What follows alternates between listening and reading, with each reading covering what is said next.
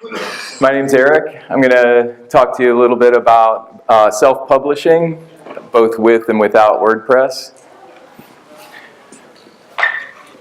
I got to get used to the technology here. So I'll talk a little bit about myself. We'll talk about self-publishing. We'll talk about self-publishing using WordPress, and then I'm going to give you an example of how it can be done. And then we'll do some questions and answers. Has anyone here published a book? 1, 2, 3, 4, 5, 6, 7. That's awesome. That's like more than 20% of the crowd. So self-publishing is really taking off. I'll come back to that. We had over 500,000 self-published books last year, and according to what I was told at the Miami Book Fair, we're well above that for this year, and every year it's getting easier and easier. So if anybody really wants to write a book and publish it, there's no reason why you can't. And hopefully by the end of this talk I'm going to show you some tricks using WordPress that make it even easier. There's lots of online resources for learning how to do self-publishing if you want to write a book. And in essence, everybody already is a publisher, because every time you post something on Facebook, every time you tweet, you're making a public record of your thoughts. You're basically publishing every time you post something on social media. Some of it's restricted to your friends, some of it's completely public. So everybody in this day and age, more or less, already is a publisher. So the only question is, do you want to make a full-length book, or are you happy maybe just having a blog or your own website or whatever it is you want to do? You know, it's easier than ever to publish. So I'm just going to tell you a little bit about myself before we go on. I used to be a school teacher, and then I spent 15 years as a software engineer at Motorola. I got laid off 3 weeks ago, and as of yesterday, I'm now going to be a delivery leader at Agile Thought in Tampa. Anybody from Tampa here? Yeah. Have you heard of Agile Thought? No. It's a small company, up and coming. It's been written up a lot as a great place to work, so I'm looking forward to that. They make custom software. I'm also an entrepreneur, I guess you would say. We used to call that small businessman. Starting my own publishing company where I'm helping people publish stuff online. Haven't made any money yet, though. I like to write, and I like to do lots of different things all at the same time. For example, while I was writing this, I was doing laundry, cleaning the kitchen, packing for WordCamp, and a bunch of other stuff. So I just do a lot of stuff that doesn't seem to have anything to do with each other. I have 2 master's degrees from University of Florida, one in English, one in computer science, and I have a master's degree in international business from FIU. So what I've learned about publishing a book is that if you're writing 60,000 words, that's equivalent to a book of about 200 pages, which is your average size book.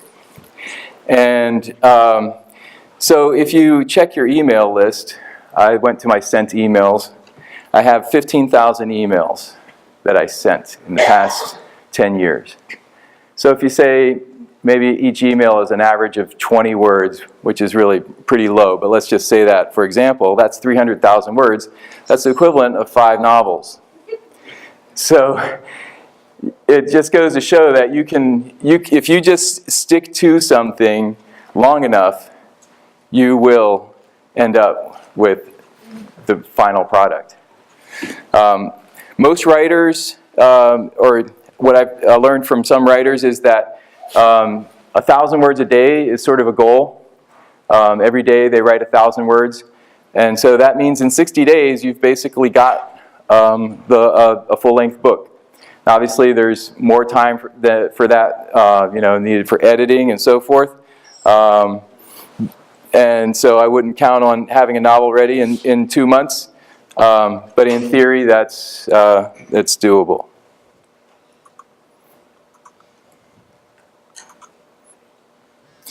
So the advantages of self-publishing are that you have complete control. You have control of the content. You don't have an editor telling you what to do.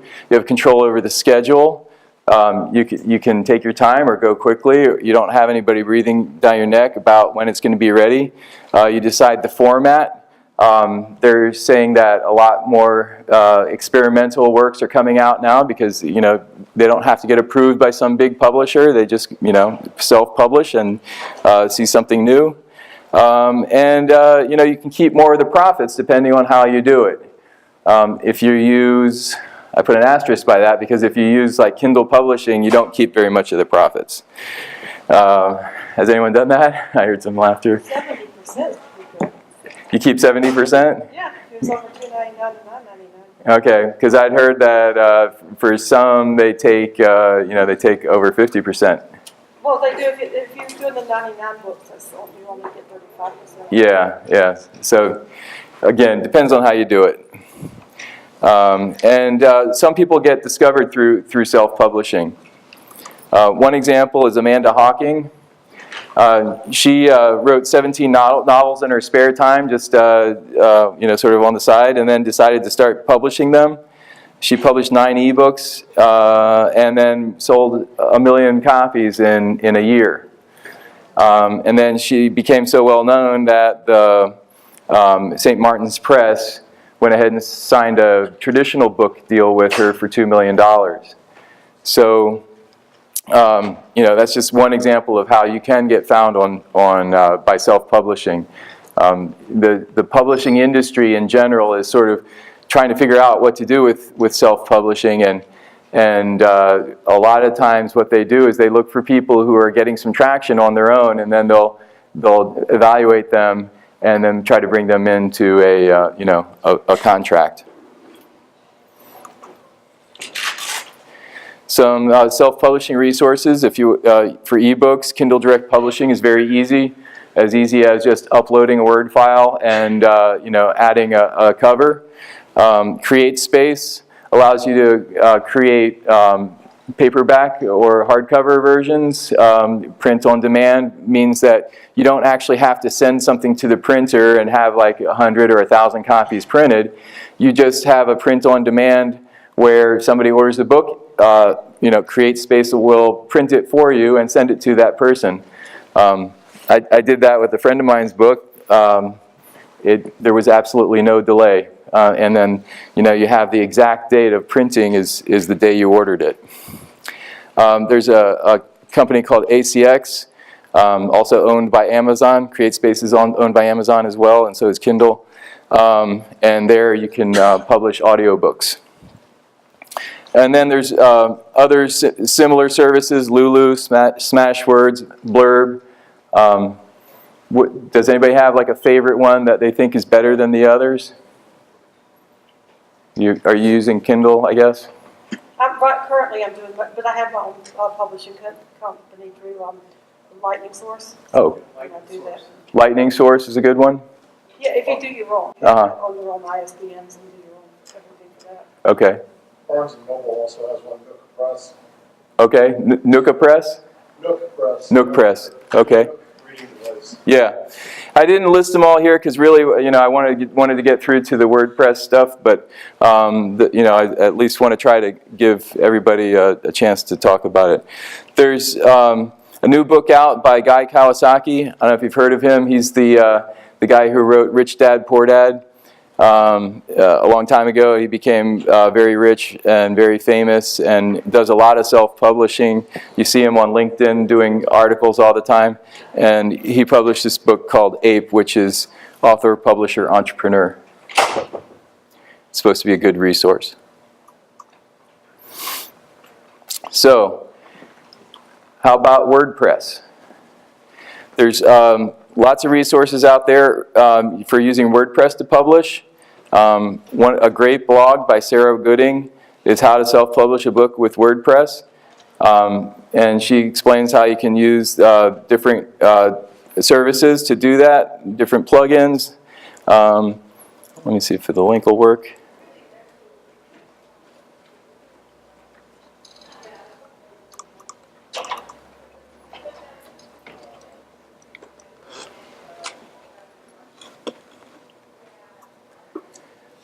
This is an excellent resource for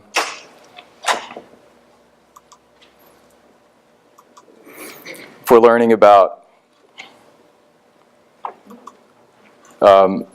self-publishing using WordPress. But it's also produced on or focused on producing books and ebooks. My idea is a little bit different. So I'm working with an author right now who's publishing his book as a blog first. Okay, we're using content restriction, so he can write chapters that are available online, but you either have to have an access code or pay a fee to see the book. So it's a good way for him to develop his book and get feedback from the readers and allow the public to participate in the writing. You know, if it's a random person at large, they can come to the site and just pay the fee and get on and read the book. If it's friends, you know, he can give them discount codes to get in there for free. So it's a way to sell your book while you write it. So think about your favorite author. My favorite author is Karl Hiaasen. He's a writer from Miami, writes a lot of humorous stories about life in South Florida. How much would you pay to have access to that person's next book while they're writing it? You know, it would allow you to contribute, make comments. And if they're famous, they might be able to charge a premium for that rather than the price of a hardback or a paperback that comes out. They may be able to charge a lot more because some really hardcore fans would pay a lot of money to be able to contribute to their next book. So this is one good way for them to make some more money while they're writing. So I'm calling it a blog book. You know, you set it up as a WordPress blog and use content restriction. The users pay for access, and each blog entry is a chapter. You can set it up where people who logged in as users can get notified via email when a new chapter is added, and then they can read, comment on, and help develop the story. And in the meantime, the author can earn some revenue while they're writing. So when I developed this, I used a lot of resources to figure out how I was going to do it. I started with Chris Lemma because he gave a speech at WordCamp Miami about membership plugins, and he has a great comparison of all the different membership plugins. And I knew that a membership site is sort of what this is, right? You get access to it by paying a fee. I don't know if we need to go into this, but when I went through his slides, I found that probably WooCommerce was going to be the best for me. And then he also has instructions for how to set up WooCommerce as a membership site. And then I did some more research, and I found that Becca Rice on sellwithwp.com, she has a whole series on membership sites. And by the way, these slides are on SlideShare. And these links are active. So if you want to read these links, you can.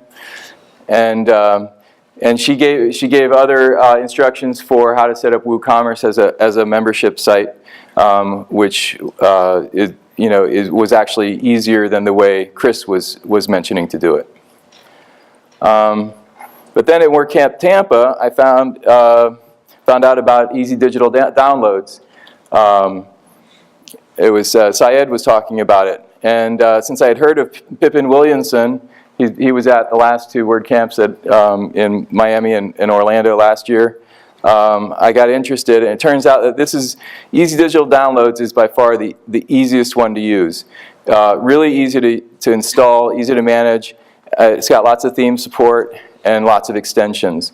And the main thing is it has content restriction as one of the extensions, which is what you need in order to have a membership site.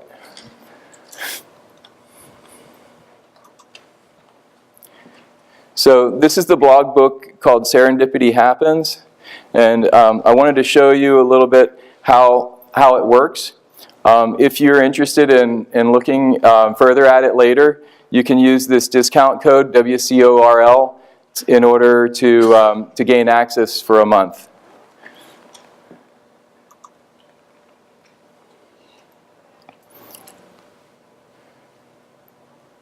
Okay, so you have the chapters over here on the left, or you can just enter through the main site, and you have the chapter list. The first few chapters are not restricted, so it gives you an idea what the book is about before you actually want to pay for it. And as you can see, it's just a simple blog. It's just on the 2014 theme right now, but that can be updated very easily. Okay.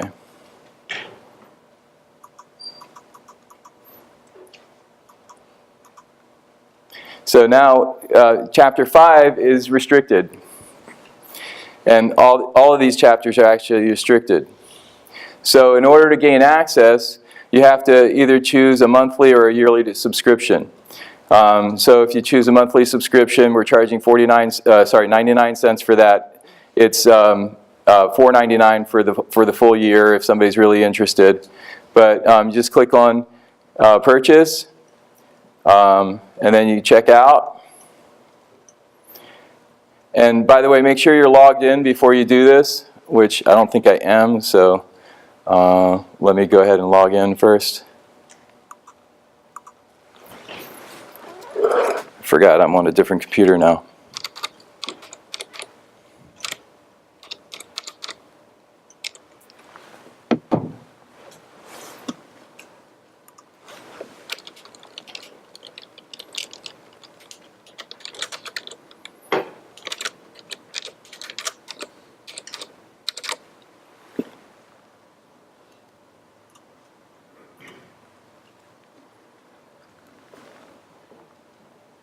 You can customize your profile if you want, but there's really no need.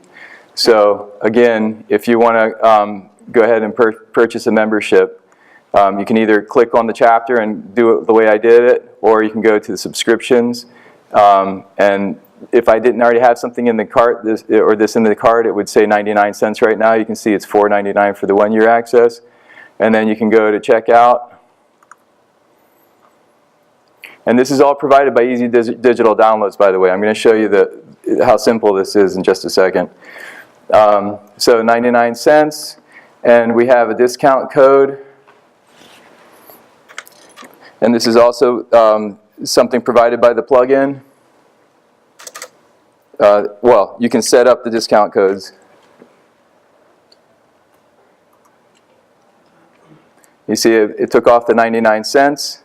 And so then we can just purchase for $0. And please enter your first name. Okay.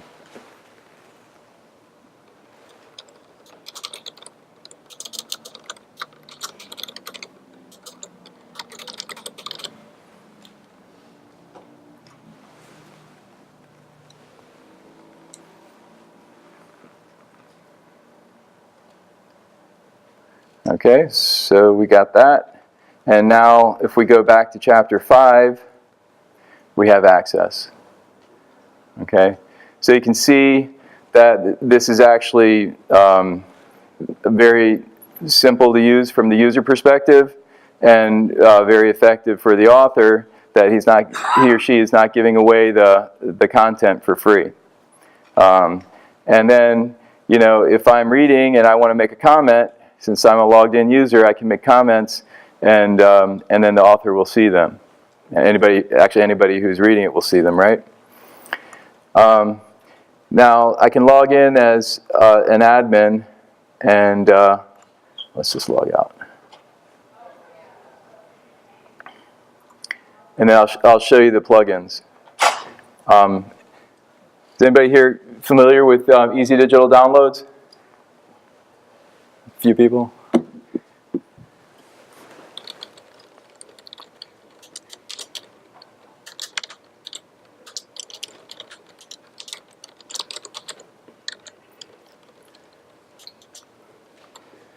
Oh man, what's that password?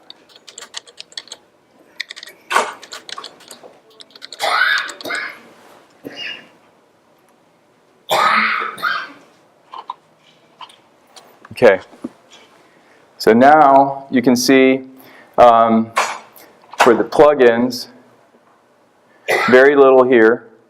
You know, basically I just have these two that I got from Easy Digital Downloads. I got the Easy Digital Downloads, which gives you your e-commerce. It gives you the ability to put PDFs up there and put prices on them, which I haven't done yet. But we will upload some more stories that people can buy, you know, for 99 cents or something. And then you have the content restriction extension, which I think was $23 or something like that. Easy Digital Downloads was free. So very easy way to get started with content restriction and this blog book concept. Any questions, by the way, before I go back to the presentation? Yeah? Does somebody have to have a WordPress account in order to view their content if it's restricted, or can anybody view it and just pay for it? So the question is, do you have to have a WordPress account? And the answer is no. You just have to register as a user on that website through the built-in WordPress registration process. And that's... Yeah, yeah. It's like pretty much any WordPress site. You can register as a user, unless somebody's turned that off. So I forget exactly how that works. Do you want me to go over it, or? No. Okay. Well, I can talk to you after. Yeah. Okay. If we have time, we'll cover it in the question and answer period. I don't want to run out of time for the rest of the stuff. So, yeah, so that's really, this is like my one big idea, right? This is what I'm presenting here today, is that blog book concept. I'm giving you one big idea. I've always said that all you need in the world is one big idea to get rich, and I'm sharing mine with you today. Because what I've found is, for every one big idea I have, 20 or 100 or 1,000 other people have already had that one big idea. So I might as well share it with you guys, because I'm sure somebody's already doing it somewhere, right? But some examples of one big idea that got people rich. Teenage Mutant Ninja Turtles. Have you guys heard the story about how that came into being? It was two guys in the middle of the night watching Gremlins on HBO and saying, wow, what a bunch of crap. We could come up with something better than this. What's the most bizarre thing we could come up with? And they came up with the concept of Teenage Mutant Ninja Turtles, and it turned into an industry. Baby Einstein. You guys know what Baby Einstein is? It's pictures of toys with classical music playing in the background. And you're supposed to show it to your infant up to toddler, and that's supposed to make them more intelligent. And this lady and her husband, they did these videos in their basement and then sold the company to Disney for $5 million. KFC, Colonel Sanders. He was 66 years old. He didn't have a penny to his name. He's going around with, all he had was a recipe. And I don't know how long it took for him to, but I think he worked on it for a year before he found somebody who would actually buy it and take it and run with it. But his recipe then became a franchise.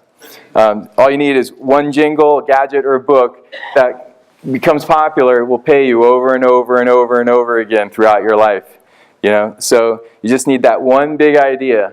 So this could be your one big idea. I'm giving it to you for free. This is the entrepreneurship credo. Ready, fire, aim.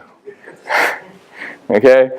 It means you're never quite ready, right? You do the best you can, and then you get up in front of a bunch of people and you present your idea.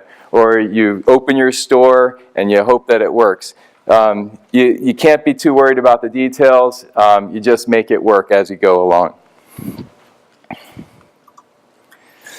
And then Matt Mullenweg, the creator of WordPress, he was at the WordCamp San Francisco, which is where it originated, earlier this year. I watched the video, and he said that nobody, or very few people, actually know that the mission statement of WordPress is to democratize publishing. Let the people publish what they want. That's what WordPress was created to do, and that fits with what I'm trying to do with the blog book concept.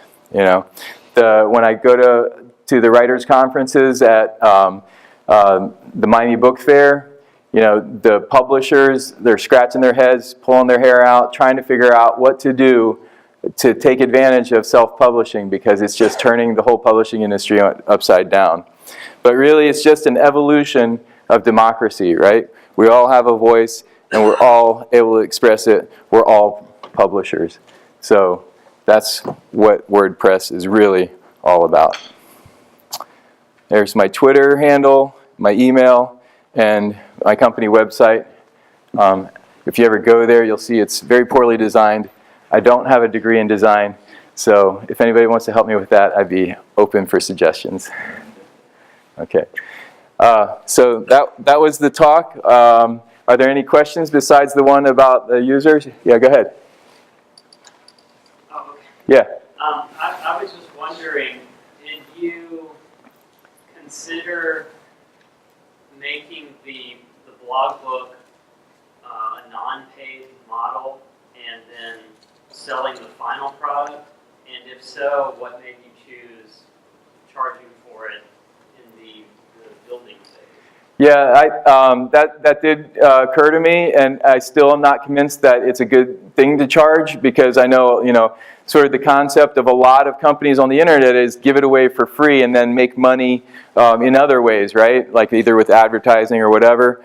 For me, it was more a matter of the author didn't want to share his work with just anybody. He wanted to know who's reading it. He wanted to at least make them pay if they're going to read his stuff. So, but you could very easily do it the way you're saying, and generate some excitement about the work, and then publish it in the end. Follow on that. That's what I'm doing right now. Okay. So I've got the first few chapters. They're duplicated as a blog post. They throw you to the gated content, which you get by giving me your email and getting on my email list. Okay. And then once the book is finished, what I'm thinking about doing is sell an electronic copy that will continually be updated, so it's kind of like a lifetime subscription to the book. Okay, well, let me repeat this before, for the microphone before I forget everything you just said. So basically the same thing, except you're not charging for the restricted content. All you want is their email address, right? And then you want to, in the end, you want to produce a book that will get updated, an electronic book that will get updated over and over. And then what was the last thing you said? Well, at that point, I want to charge for it. Okay, so when you get the ebook, that's when you want to charge. You can buy it two ways. You can buy the permanent, online, updated electronic copy. Okay. And then I'm thinking about using the hard copy service like from Amazon. Right, the print on demand type thing. Yeah. So you could either pay for sort of a hard copy or an electronic version one time, or you could pay separately for the one that's getting updated all the time. Is that right? Yeah. That sounds like a pretty good model. I think you were next. Yes, so how are you getting the word out about this? And how's it doing for you? So that's a great question. We haven't really started promoting this yet. So the book's only a third done. So probably as time goes on, we'll do some social media marketing, try to get in front of more audiences like this, go to book fairs, do all the things that normal publishers and writers would do. We just haven't gotten to that point yet. And for both of us, it's a side project. So, you know, I'm tied up with my job, he's tied up with his job, and so it's you know, it's a slow process, let's say. Okay. Go ahead. Is that a pseudonym, the name of the writer, or is that the person's real name? That's a pseudonym. Okay, just wondering. Okay. So they're keeping their identity hidden. They want to keep their professional life separate from their online life. Wondering. Yeah. Okay. Do you think that since this is a new concept that this might deter a publishing company from doing something, say with what happened with Miss Hocking, where she was, self-publishing and then she got picked up? This might deter the publishing companies from picking someone up because people have already read the book. So the question is, would they not pick up a writer because they've already made their book available through the website? I don't think so, because it's sort of the similar thing where she already self-published her book, so that book was available, right?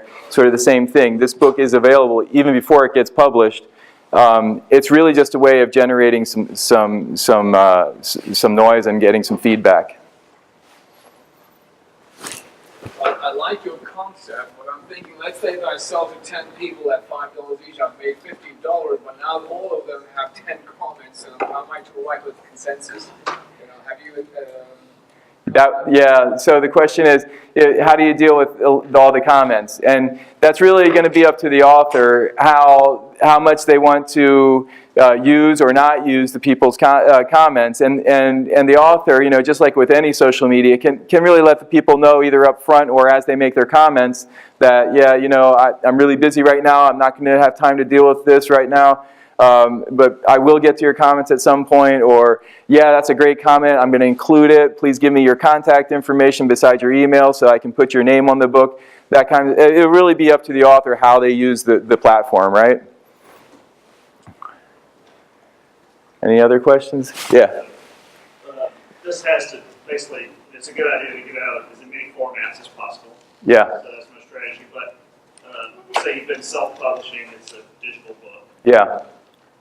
And you go to this Kindle service or Amazon service or Barnes & Noble, you can still retain the rights to the book to distribute it however you want, or do they want it to be exclusive? Yeah, so with the self-publishing websites, the question is how much control do you have? And you can publish on Kindle and Barnes & Noble. Yeah, so with Kindle you have the option of either making it exclusive with Kindle, in which case you get a bigger percentage of what you're selling it for, or you make it non-exclusive and you get a smaller percentage. You still retain the rights, though. But you still retain the rights, right? So you would still have the movie rights, the international rights, and all that stuff. But the second question, if you did get picked up by a publisher, Yeah. Doesn't matter. like she was saying, if your book is already out, are they going to make you take it down at that point? Well, I guess that would be a negotiation, whether you would have to take that book down or not, or maybe the publisher would just pick up the website. Yeah. Start taking commission. Right. Right. They're always going to want to cut, right? But I mean, I think when you get to the point where you're actually publishing, a lot of this stuff's negotiable. If you're actually going to a traditional publisher, different ones will have different rules, but you have to decide what's acceptable to you and what's not. Go ahead. This is Sheriff. I went to an authors conference last year, and there were a couple people who had that situation. And when the publisher picked them up, it was for the next book, not that book. Okay, so the answer to that was that, I'm saying this for the microphone, that if they get picked up by a publisher, the deal would be for the next book, not for the one they got famous on. So, If you're familiar with the novel The Martian, his was picked up by a major, and they're making a movie out of it now, so, you know. yeah. And that's true, there's several books. 50 Shades of Grey was like. Yeah, 50 Shades of Grey. 50. You're saying 50 Shades of Grey was a self-published book first? Started out. Oh, okay. Yeah. It was fan fiction first. Yeah. But Yeah. quite a few novels have been picked up by. So I guess it's different situations then. And so what do you think then? You probably have more experience in this. If they had a website like this, do you think the publisher would make them take it down? If the publisher, if you go with a traditional publisher, they're going to give you a contract. If it's your first book, you're pretty much going to have to go to the contract they give you. Okay, so whatever the contract says. Right. Yeah. Exactly. Yeah, and they may want to use it as marketing, or they may not, I guess. But I should say, after doing print books and Kindle books, if you do a print book, you're paying 55% in distribution. Yeah. You know, you actually can come out way better on doing e-books, on Kindle books or EPUB or, you know, whatever you're doing. You really can make more money doing it that way. Right. So the comment is that you can make more money on ebooks a lot of times than doing the print on demand, because the print on demand is so expensive. They really do keep a large percentage. 5 minutes. Okay. Was there another question that I didn't cover? Yeah. Research I've done on the print on demand, I think they'll charge you $4 to print the book. They take their $3 or $4, and then it's just a matter of you deciding you will sell it for $10, $20. Okay, so they're taking a fixed rate, and then it's up to you what you sell it for. Right. Yeah. Yeah. Okay. Cool. For what people want. Yeah. So, any other comments?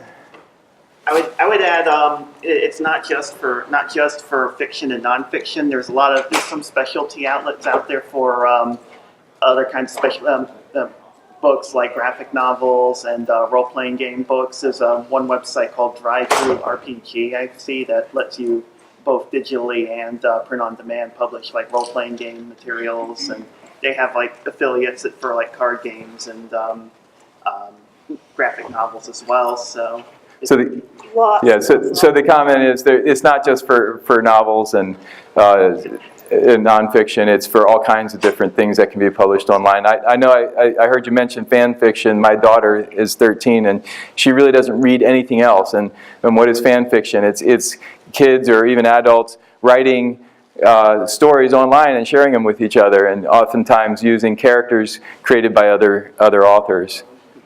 So, you know, there's definitely plenty of things out there. So how do you get noticed? That's the other question, right? You got to have a strategy for that. And maybe I'll be talking about that in a year from now. You just keep at it. That's right. Keep at it. Yeah. And do your best possible work. Yeah. Because everything's out there is going to be reviewed. You know, you want to put your best effort into it. Right. So always do your best is the comment. Okay, great. Thanks a lot. Have a good afternoon, and good luck with your publishing careers.